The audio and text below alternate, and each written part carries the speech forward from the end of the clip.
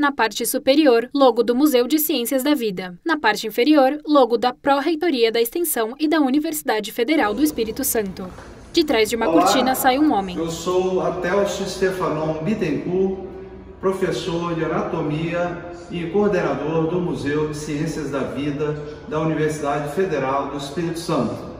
É com grande satisfação que eu convido vocês à visita ao museu, a esse magnífico espaço científico que é o Museu de Ciências da Vida, que nos apresenta esta exposição, A Métrica do Corpo Humano, que discute a matemática, a física que está no corpo humano.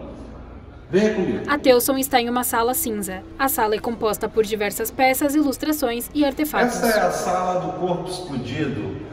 Ao fundo, há vários nichos com peças do corpo e partes do corpo humano. Leonardo da Vinci, que além de matemático, cientista, físico, também era um grande artista e anatomista. Aqui está, ao fundo, painel com informações e a ilustração do homem vitruviano. Magníficas obras do homem vitruviano, onde ele reúne a métrica do corpo humano nesta obra. Porque para Leonardo, a obra de arte perfeita era aquela que imitava a natureza. Muitas questões nos intrigam, como por exemplo, a altura de um indivíduo médio corresponde a 1,618 da distância entre a cicatriz umbilical até o chão. Essa proporção, que é a proporção de ouro, 1,618, ela se repete na natureza em muitos processos, né? Na formação das galáxias, na copa das árvores, no caracol, e aqui no rosto humano, por exemplo, né? Se a gente pegar a largura da base do nariz, multiplicar por 1,618, nós teremos a largura da boca, vezes 1,618, a distância entre os olhos.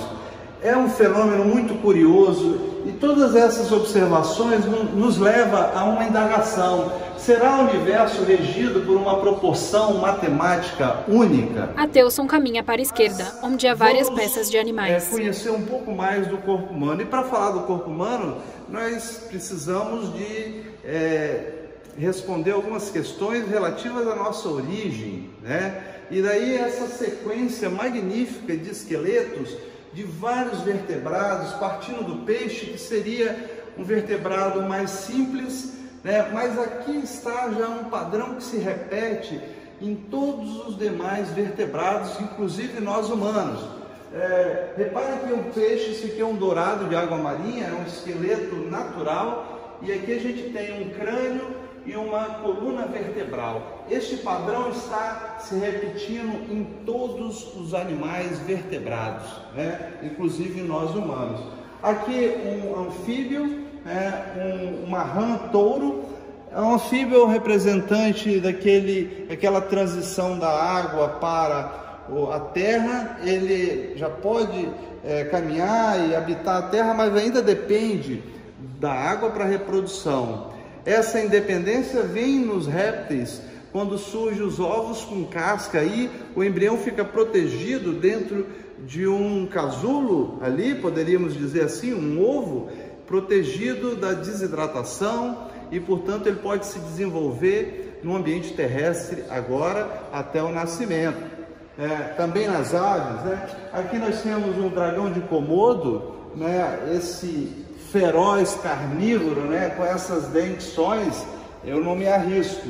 Ele é um carnívoro extremamente feroz, que vive na ilha de Komodo. O crocodilo do Nilo, imagina esse animal de 1 tonelada, né? Não queira passar perto, porque ele pode te morder. E olha esse exemplar, né, das aves, o avestruz, a maior ave vivente, né? Não voa mais, mas corre com grande velocidade. Aqui nós temos o ornitorrinco. O ornitorrinco é um exemplar, ele é meio confuso, ele não sabe muito bem qual é a sua identidade, porque ele tem penas, mas também é mamífero e coloca ovos, né? E é um animal muito curioso. E aqui do lado eu fico bem assustado de ver. Já pensou uma mordida com essas presas? Mas ele é um herbívoro, mas não se aproxime porque é muito irritado. Uma mordida dele são 810 quilos de força. Imagina isso, é o maior matador da África, apesar de ser um herbívoro. Aqui nós temos uma anta, habita a nossa floresta atlântica. Aqui um espécime plastinado, daqui a pouco nós vamos falar o que é plastinação. Um cachorro pastor alemão, este animal foi o primeiro a ser domesticado pelo homem, né? Então isso está na história, é importante, e é o melhor amigo do homem, não é verdade? Está conosco até hoje. E esse cara aqui com esses dentes, esse é o tigre dente de sabre. Foi extinto há cerca de 10 mil anos aqui nas Américas, mas também viveu na África e predava os hominídeos lá na África. E a história, os registros mostram que provavelmente nossos ancestrais, também se alimentavam de restos alimentares das carcaças deixadas por esses grandes predadores. Mais ou menos 500 quilos pesava esse animal.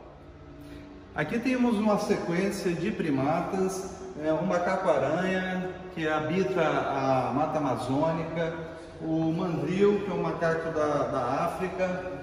Aqui temos o orangotango. O orangotango, ele habita florestas da Ásia. Muito impressionante, né, o esqueleto desse animal. E se a gente observar, olha que mão, que braço, ele tem um braço muito longo, né? Bom, a minha mão não é pequena, mas a mão desse orangotango é um fenômeno, né? Mas por que ele tem uma mão tão grande assim, né? Você já ouviu essa história? Por que uma mão tão grande? Por que um braço tão grande? Bem, você imagina, isso é uma adaptação evolutiva. Esse animal vive em árvore, é um arborícola, então ele necessita de ter uma mão grande o suficiente para suportar o peso do corpo, que não é pequeno, né? Um animal desse pesa mais de 80, 90 quilos, um adulto.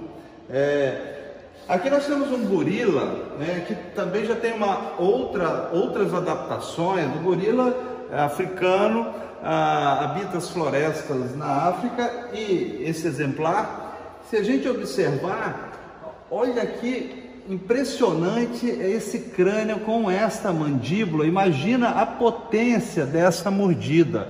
Aqui nós temos esse crânio com essa cavidade imensa. Isso aqui abriga um músculo poderoso da mastigação, que é o músculo temporal. Se você colocar a mão aqui na sua têmpora, né, na lateral da cabeça, e mastigar, você vai sentir o músculo se mover. É o músculo temporal. Esse músculo temporal, ele traciona a mandíbula para cima. Por que ele tem uma mandíbula e uma maxila tão poderosa assim? Porque ele come raízes, precisa ter muita força. Só que a força muscular produzida por esses músculos da mastigação do gorila também gera uma força sobre o crânio, que certamente se opõe. Lembra da física? Ação e reação se opõem ao crescimento do crânio, né? Então, nós vamos ver que no processo evolutivo dos hominídeos, essa mudança do hábito alimentar teve um impacto importante sobre o desenvolvimento do aparelho mastigatório e, consequentemente, do crânio. Eu gostaria de mostrar para vocês uma coisa muito curiosa. Muitos se perguntam, né? Será que nós viemos dos macacos? Bem, essa pergunta a gente pode responder. Tem um grande amigo meu, cientista, especialista em evolução. Certa vez alguém perguntou para ele se nós viemos dos macacos, e ele respondeu: não, nós somos um macaco, né? Então nós somos hominídeos, assim como o gorila, assim como o chimpanzé. E aqui nós temos essa preparação ela é muito interessante porque ela mostra a relação de parentesco entre os primatas viventes. À direita, em uma bancada, em ordem cronológica, estão peças do crânio de primatas até chegar ao ser humano. Se separou da linhagem que foi dar origem ao humano moderno, que está lá na ponta. Houve uma separação há 63 milhões de anos que deu origem aos lêmures, que seriam os primatas mais primitivos, né? Depois os táceos há 58 milhões de anos, os macacos do Novo Mundo há 40 milhões de anos. Esse aqui é o macaco prego, habita nossas florestas, florestas atlânticas, a Mata Atlântica, a Amazônia. Aqui os macacos do Velho Mundo, na África, gibões há 18 milhões de anos e o orangotango há 14 milhões de anos. Então, nós nos separamos, a linhagem que deu origem ao humano moderno se separou da linhagem que deu origem ao orangotango há 14 milhões de anos. E a linhagem do gorila há 7 milhões de anos. E a do chimpanzé há 6 milhões de anos. Portanto, o chimpanzé é o nosso parente vivo mais próximo. E os estudos de biologia molecular mostram isso, porque o DNA do chimpanzé é 98% ou mais parecido, similar ao DNA humano, né? Nós temos uma similaridade do DNA muito grande com essa espécie. Se a gente fizer uma ampliação desse tempo, de aproximadamente 6 milhões de anos, nós fundo, cladograma com peças de crânios dos hominídeos. Esse cladograma é uma proposta que a ciência apresenta para a evolução dos hominídeos, né? E nós temos aqui há 7 milhões de anos os Sahelanthropus chadensis, considerado um ancestral mais antigo, né? Dando origem a todas essas linhagens, essas ramificações. A gente observa muitas interrogações nesse quadro porque são dúvidas, né? Na verdade, a ciência não consegue responder tudo, né? Mas a ciência busca responder tudo. E às vezes responde uma questão e surgem muitas outras. Então, o que a gente pode observar nesse conjunto magnífico de peças são réplicas realísticas de fósseis encontrados de hominídeos em várias partes do mundo, principalmente na África. E aqui a gente pode observar que há um crescente desenvolvimento do volume do crânio, né? Isso foi fundamental para o crescimento do nosso cérebro. Então, o humano moderno, que está aqui no lado direito, ele possui o maior volume de crânio dentre todos os hominídeos encontrados. Isso explica muito a nossa capacidade intelectual. E isso pode estar muito bem relacionado com várias questões, inclusive já discutidas anteriormente, como o hábito alimentar. Você observa que alguns dos nossos antepassados têm mandíbulas muito poderosas, ou seja, hábitos alimentares também de vegetais, que dependem de muita potência. À medida que a gente começa a se alimentar de carne, carniça, e começa a manipular o fogo, como o Homo ergaster, né, que já tem conhecimento que ele já manipulava o fogo, e aí a alimentação se torna mais fácil e, portanto, a nossa dieta começa a mudar, garantindo um fornecimento de proteína para a nossa alimentação, que garante o desenvolvimento do corpo e do cérebro, porque você precisa de proteína para o desenvolvimento do seu cérebro. E aqui nós temos, né, o Neandertal, né, nosso parente mais próximo, e o humano moderno com maior volume de crânio. Algo que nos intriga muito no processo evolutivo do ser humano foi a capacidade de se deslocar de forma bípede, andar sobre duas pernas, né? E aqui nós temos uma sequência em uma fileira, sequências de peças da evolução humana. O nosso parente mais próximo, vivente, né, o chimpanzé, o esqueleto completo do chimpanzé. Se a gente observar a bacia do chimpanzé, Saiba que o chimpanzé é um quadrúpede, ele anda sobre 4 patas, né? Ele pode até andar de forma bípede, mas ele é bem desajeitado, ele anda todo assim. Se ele estiver dentro d'água, ele consegue até andar melhor, mas é um esforço grande para ele, porque o corpo dele não é preparado para andar sobre 2 pernas como nós humanos. E aí, se você olha a bacia do chimpanzé, você repara que a bacia do chimpanzé é alinhada com a coluna vertebral e horizontalizada. E o fêmur, ele encaixa na bacia praticamente em ângulo reto. Isso não é adequado para andar de forma bípede. Agora, há 3,2 milhões de anos, preste atenção, 3,2 milhões de anos, vivia essa menina, é a Lucy. Vocês já ouviram falar da Lucy? A Lucy é o Australopithecus afarensis. Ele viveu na África há 3,2 milhões de anos. Era uma macaquinha que já andava muito bem de forma bípede. Vamos observar a bacia dela. A bacia dela foi girada. Mas como assim foi girada? É um processo evolutivo, gente. Vocês têm que entender que a evolução é um processo extremamente lento, leva milhões de anos, são milhares e milhares de gerações, dando origem a milhares e milhares e milhares de indivíduos com características diferentes. E de repente uma característica interessante surge e permite que esse indivíduo se adapte melhor ao ambiente. Aí ela garante uma melhor vida, reprodução, e aí a característica segue, né? E se mantém. Então, o Australopithecus afarensis é esse exemplar que nos mostra, né, essa transição do quadrúpede para a bipedia, né? Então é um achado da ciência fantástico que nos permitiu entender melhor o processo de evolução humano, né? O crânio dela era pequeno, era uma macaquinha, 1,10 m de altura mais ou menos. Saía de uma árvore, descia, caminhava na savana e subia na outra árvore. No passado, a África, ela tinha muita floresta e mudanças climáticas promoveram uma redução das florestas.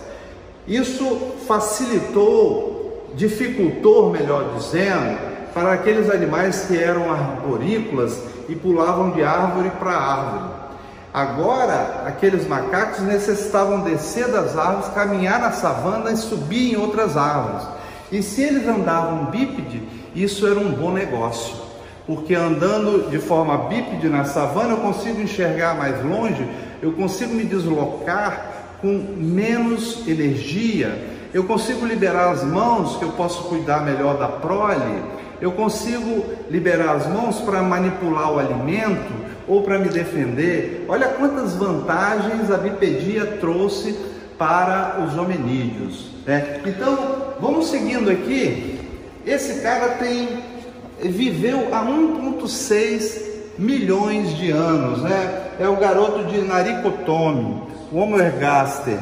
Ele já era um maratonista. Olha para os membros inferiores dele. Podia correr, podia caçar muito bem, tinha um corpo bastante desenvolvido e já tinha um crânio bem maior, né? Se a gente comparar. Ou seja, aqui o cérebro crescia. Registro já diz que ele também mexia com o fogo e a pedra lascada. Aqui nós temos o nosso parente mais próximo, né, que é o Neandertal. O Neandertal é muito parecido com nós humanos modernos, né? Se você olhar, aqui nós temos o humano moderno, é um exemplar no esqueleto de um asiático, e a semelhança é muito grande, porque nós estamos muito próximos na nossa linhagem, né, de desenvolvimento, no processo evolutivo. Mas há diferenças. É a mesma espécie? Não.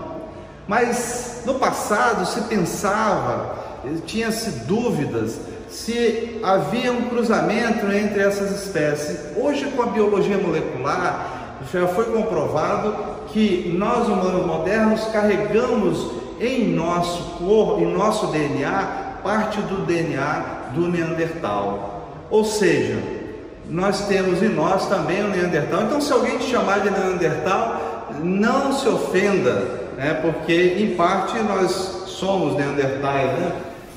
Então, o que difere nós, humanos modernos, dos Neandertais? Se você reparar, o crânio do Neandertal, ele tem esse arco supraciliar aqui, extremamente robusto, né? E o osso frontal do crânio deslocado posteriormente. Ou seja, essa região frontal do cérebro, ela tem menos espaço, provavelmente, para um córtex pré-frontal. Aqui é o cérebro humano, né, plastinado. Essa região pré-frontal aqui do nosso cérebro é responsável pela tomada de decisão, pelo controle emocional, pelo raciocínio.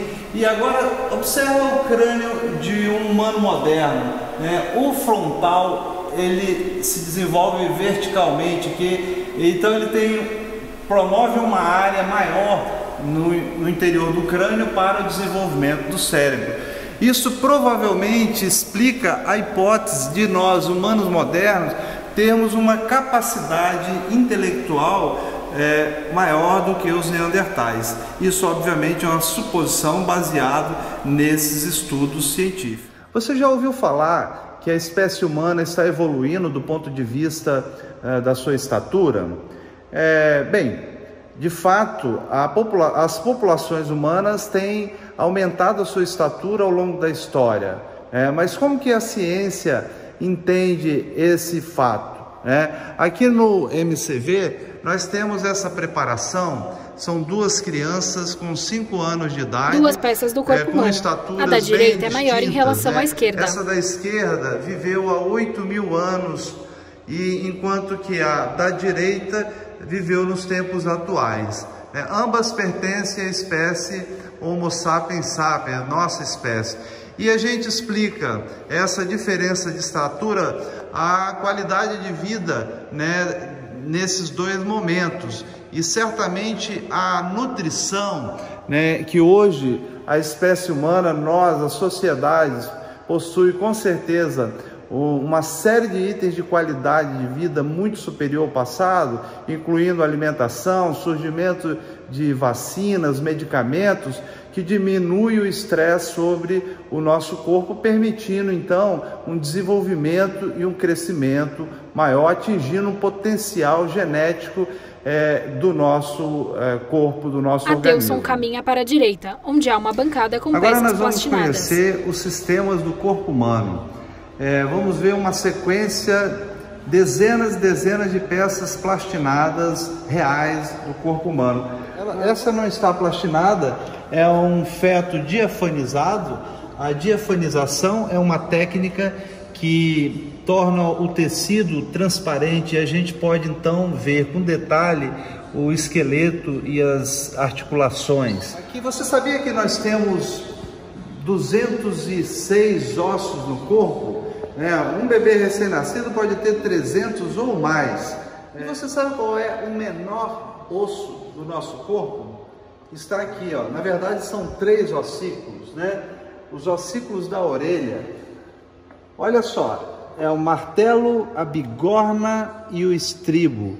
Esses ossículos estão na nossa orelha média e ele nos permite ouvir. É através deles que a vibração sonora é transferida da orelha externa, na membrana timpânica, lá para a orelha interna, onde estão os sensores que vão transformar a vibração sonora em impulso elétrico que vai seguir para o nosso cérebro.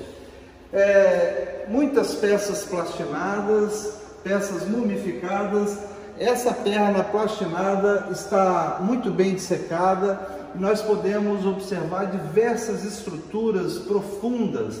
Por exemplo, aqui nós temos o fêmur, parte do músculo foi removido e a parte da extremidade inferior do fêmur, o menisco, né? E aqui a parte superior da tíbia. O menisco é como um amortecedor que se coloca entre o fêmur e a tíbia, absorvendo o impacto, a energia mecânica que é transferida de um osso para o outro. Você observa que o nervo isquiático se ramificando em fibular e tibial, que vai atender a toda a perna, ramos dos nervos mais extremos que vão para toda a superfície do nosso corpo, levando e trazendo informações para o nosso cérebro. Do lado esquerdo. Aqui nós temos uma sequência de mãos. Você faz ideia quantos ossos nós temos em uma mão? São 27. Imagina todos esses ossos na sua mão. Eles estão lá, com certeza. Aqui nós observamos diferentes trabalhos de dissecção, mostrando estruturas internas como articulações, aqui em vermelho as artérias e em amarelo foi pintado artificialmente, mas é natural. Nós temos em amarelo a inervação. Aqui uma mão com um sexto dedo, polidactilia, uma característica genética. E as mãos, a mão humana é uma ferramenta fabulosa, porque nós temos habilidades fantásticas que são inerentes à espécie humana. Nenhum outro animal tem uma mão, uma extremidade com tanta precisão e refinamento nos movimentos. Por isso a gente consegue escrever, fazer ferramentas delicadas, como botar, inclusive tarefas como colocar a linha num buraco de uma agulha. Isso é uma habilidade. Do lado esquerdo. Vem comigo. Aqui nós temos a árvore brônquica. A árvore brônquica, isso aqui foi feito uma injeção no pulmão de um guaxinim e todo o tecido orgânico foi removido. O que a gente está vendo em branco aqui é o silicone, que ocupa o espaço que o ar ocupava dentro deste pulmão. Muito impressionante, né? Um tórax de um recém-nascido, mostrando aqui o coração e os pulmões abertos aqui. Aqui um bloco cardiopulmonar. Esse cara devia fumar, né? Você pode observar resíduos, né, acumulados nesse pulmão. E este coração encaixado aqui, ó, inferiormente, o estômago aqui embaixo. Aqui a laringe e a língua com a traqueia descendo aqui. Temos um coração humano adulto dissecado, mostrando estruturas internas. Neste outro coração nós podemos observar, é um coração de um humano adulto. Você pode observar a artéria aorta, então o sangue sai pela artéria aorta e vai se ramificando, indo para a cabeça, membros superiores, e desce posteriormente para as regiões inferiores do corpo. Isso é uma máquina fantástica. Esse coração, ele consegue bombear no repouso, num indivíduo adulto como eu, cerca de 5,6 litros de sangue por minuto. Mas, se eu for um atleta de grande desempenho, esse mesmo coração pode bombear 35 litros por minuto. Aqui no Museu de Ciências da Vida, nós podemos brincar com os números, né? Então, vamos olhar aqui sobre o coração, à esquerda, Qual seria ao painel com as o informações. volume? Lembra que cada minuto 5,6 litros. E uma hora, qual o volume de sangue que o meu coração bombeia em uma hora? 336 litros. E se for em um dia? 8.064 litros. 241.920 litros em um mês. E em um ano, 2.903,40 litros. Muito impressionantes. E se for em uma vida? Nós já fizemos esse cálculo. O sangue que o meu coração pode bombear ao longo de uma vida média de um ser humano vai conseguir encher 3.000 vagões tanques. Imagina o que é 3.000 vagões tanques. É isso que é o nosso coração. Ele caminha por bancadas com peças do sistema digestivo. Parte do sistema digestório. Nós temos fígados. Você sabe o que é um cálculo biliar?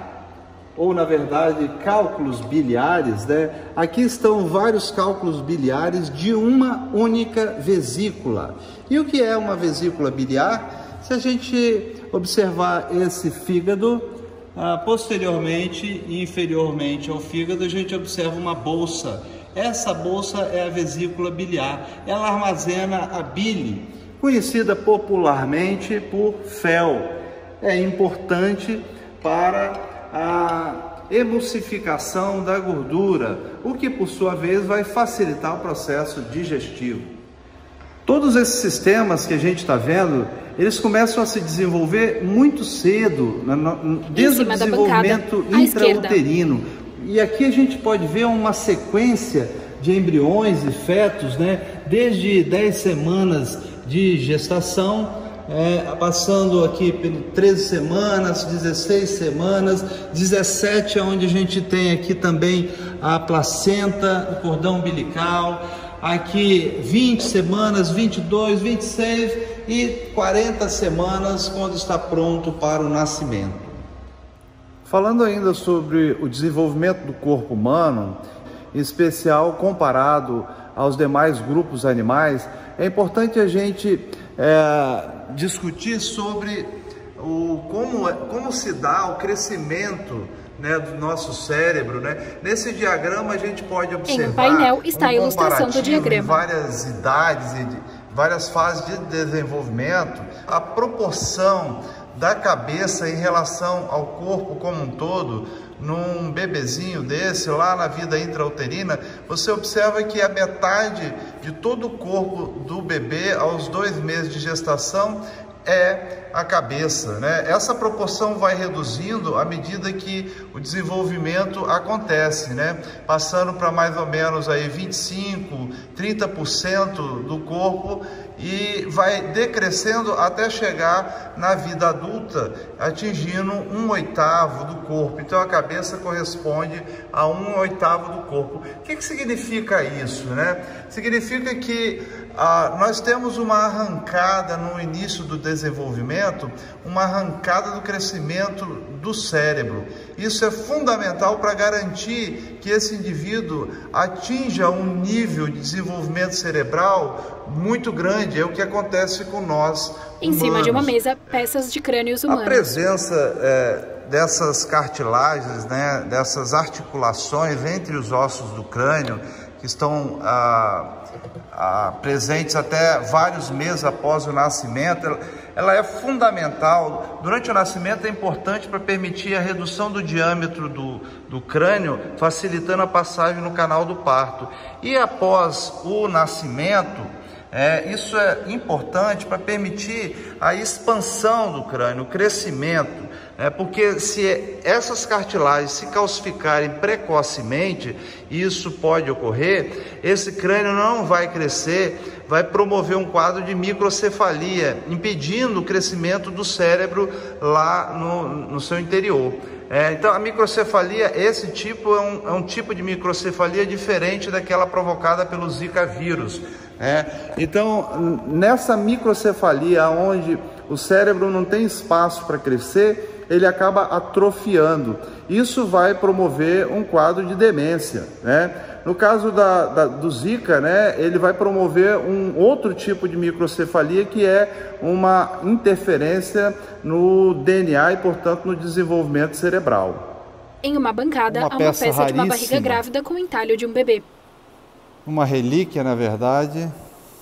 É uma barriga grávida com um bebê com cerca de 7 meses de gestação, em posição cefálica, já com possibilidade de nascer e sobreviver. Aqui o fígado, o diafragma, o útero, como o bebê se encaixa dentro do útero. Aqui a bexiga. Por isso a mulher grávida sempre tem muita vontade de urinar, porque o bebê, ao pressionar a bexiga, isso gera um reflexo, né, miccional, aqui a vagina e o reto aqui. Podemos ver também aqui parte do intestino grosso, intestino delgado. Em cima de uma bancada, há várias partes do corpo humano. Um útero, as trompas, o ovário, né?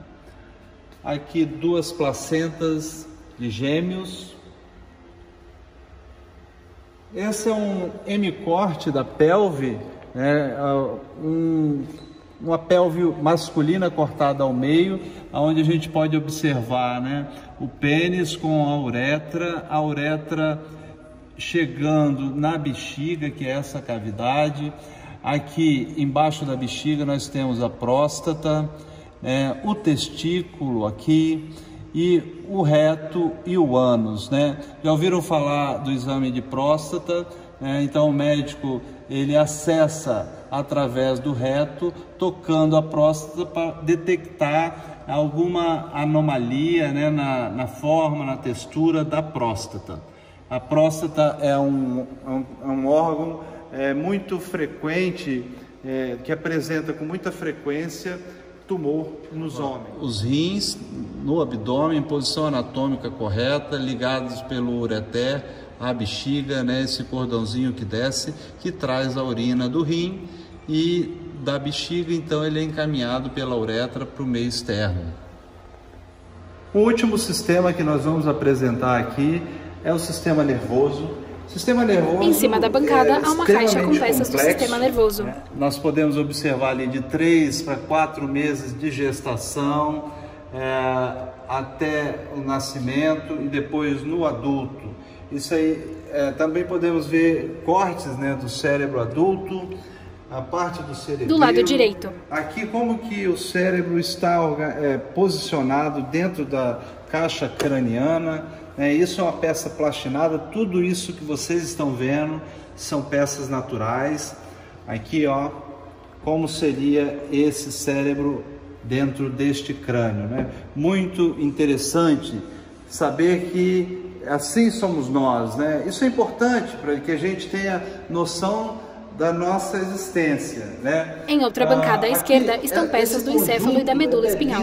Porque nós podemos ver também, além do sistema nervoso, além do encéfalo, todo o sistema nervoso, né? Então você vê o encéfalo ali, esse bebezinho com 20 semanas de gestação, e a medula espinal. À medida que ele vai se desenvolvendo, olha que dissecção magnífica, mostrando a origem e a emergência de todos os nervos espinais, né? Essa outra peça um pouquinho mais desenvolvida, 28 semanas. Aqui a gente pode observar a medula espinal ainda protegida dentro da membrana que a envolve, né? Que é a dura mater. Aqui a dura mater já foi aberta e a gente consegue observar com detalhes todas as raízes nervosas que emergem da medula espinal. E nessa última linda peça é o sistema nervoso inteiro de um adulto, né? Incluindo os olhos, porque a retina também faz parte do sistema nervoso. Aqui o encéfalo e a medula espinal. Todo esse sistema nervoso está protegido pela dura mater, que é esse envoltório protetor, é uma das meninges, né? Você já se perguntou por que nós, humanos modernos, somos Homo sapiens sapiens? Aquele que tem consciência de sua própria existência? A explicação para essa pergunta está na estrutura do nosso sistema nervoso central, no nosso cérebro, mais precisamente. Em outra bancada à esquerda estão peças do cérebro. Aqui no Museu de Ciências da Vida nós temos algumas peças que a gente pode nos ajudar a entender essa questão. Tem cérebros de vários animais, né? Como por exemplo um avestruz de 150 quilos, um orangotango, um rato com 300 gramas, o cérebro de um chimpanzé de aproximadamente 70 quilos, e também de um humano com o mesmo peso. Você já imaginou pegar um cérebro humano Ateilson pega uma das peças. que um dia pensou, sentiu felicidade, tristeza, se deslocou pela terra. É muito impressionante isso. Mas é impressionante também saber o quanto nos revela a ciência que está aqui. É justamente o tamanho e essa rugosidade que vai garantir uma organização de um número muito grande de neurônios, o que por sua vez vai permitir um processamento muito maior, mais rápido e mais complexo para o nosso sistema nervoso.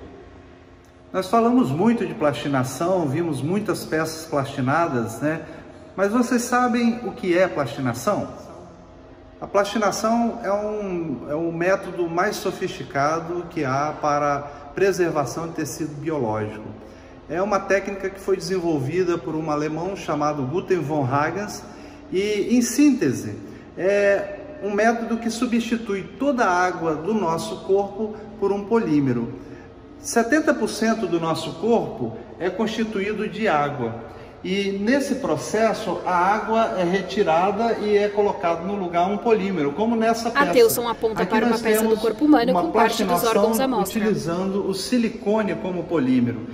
Essa é uma peça que teve 1.500 horas de preparação, de dissecção, onde dezenas de alunos trabalharam ajudando o desenvolvimento dessa peça e ao mesmo tempo se desenvolvendo na sua formação. A plastinação nos permite uma versatilidade de preparações fantásticas como essa. Aqui nós temos o Bartô, é o nosso mascote no museu, um esqueleto com algumas estruturas, né, tecido mole plastinado e uma pele humana inteiramente dissecada e plastinada para a contemplação do público. Neste quadro a gente observa diversos cortes em diferentes planos do corpo. São lâminas verdadeiras do corpo humano. No nível do olho pode-se observar inclusive o cristalino aqui, o globo ocular, o nervo óptico, o cérebro, o cerebelo, a medula espinal descendo. Isso é uma lâmina de 2 milímetros de espessura. Aqui é um outro corte, é um corte horizontal feito da cabeça, pegando mais ou menos no nível do nariz. Mostra também o cérebro aqui em outra perspectiva. Neste aqui um pouco pegando língua, dentes, a medula espinal, parte do cerebelo aqui. Aqui mais para baixo, para o pescoço. Então aqui o visitante pode ficar observando, encontrar, né, o corte de acordo com o plano e a posição que foi feita no corpo. Aqui no nível do ombro, cabeça do húmero, próximo do ombro, tireoide aqui em cima. Como dito pelo seu criador, a plastinação democratiza o conhecimento da anatomia. Por milênios, a anatomia, o conhecimento do corpo humano esteve recluso à academia.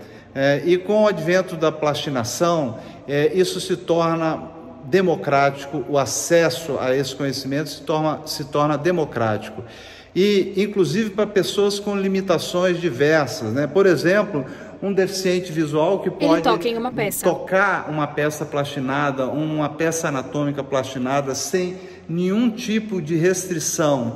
A possibilidade de um cego enxergar um cérebro, como é? Ele segura a peça do cérebro. Com a plastinação, isso é possível, porque através do tato, que é a sua possibilidade, ele vai enxergar ao seu modo. Então, a plastinação, ela traz à luz um conhecimento que esteve oculto por milênios. E o Museu de Ciências da Vida, ele traz essa inovação e mostra como essa tecnologia pode ser e é uma ferramenta de inclusão, de educação científica, né, de atividade museal, de entretenimento, de cultura. E eu gosto de dizer que a plastinação ela eleva a anatomia dos porões da academia para a vitrine da ciência. E é isso que nós estamos fazendo aqui nesse momento. Então, para encerrarmos a nossa visita ao Museu de Ciências da Vida, com muita alegria nós vamos mostrar aqui a nossa obra-prima, a peça tomografia. Ateilson está atrás de uma bancada.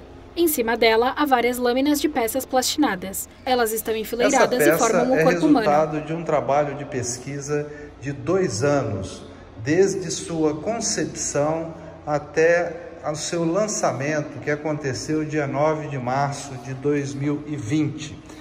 Foram 190 cortes, lâminas de 13 milímetros cada uma, constituindo um corpo fatiado para que todas as estruturas internas possam ser contempladas em suas posições anatômicas. A gente pode ver o pulmão aqui, o coração, aqui já um pouco mais abaixo no abdômen, nós já observamos aqui o fígado, o estômago aqui, parte do fígado, aqui já o intestino, já no abdômen também, ó. Pelve, aqui já a região do fêmur, onde a cabeça do fêmur se encaixa, aqui a bexiga, aqui, e assim por diante, diversas estruturas. Então, isso é plastinação, isso é ciência, é divulgação científica, educação científica. E este foi o Museu de Ciências da Vida da Universidade Federal do Espírito Santo, o primeiro museu de acervo plastinado do Brasil, onde vocês puderam conhecer desde a evolução humana até essa magnífica coleção de espécimes anatômicos humanos plastinados. Obrigado e até logo. Foto de uma peça plastinada com o cérebro de um bebê à mostra. Na parte superior, logo do Museu de Ciência da Vida. No inferior, logo da Pró-Reitoria de Extensão e da Universidade Federal do Espírito Santo.